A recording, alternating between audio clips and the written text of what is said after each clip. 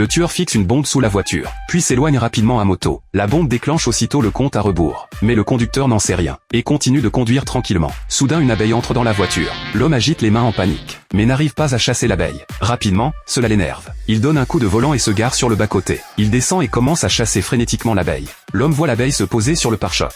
Il enlève immédiatement sa chaussure.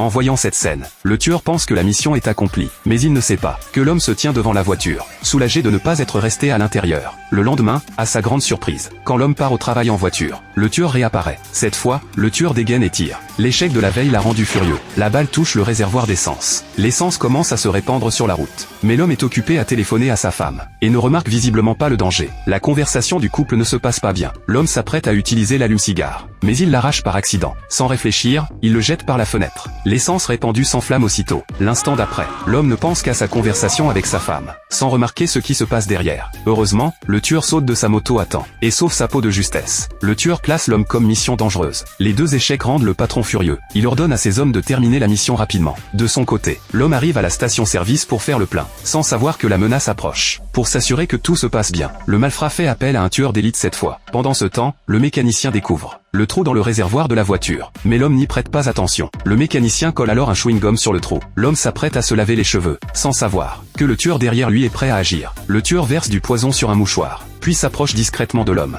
Mais l'instant d'après, l'homme ne se doute de rien, et se coiffe avec satisfaction. Il met son chapeau et s'apprête à partir. Visiblement, l'homme va manquer un beau spectacle. Quand le tueur réussit péniblement à s'en sortir, son arme se déclenche accidentellement, et crève un pneu.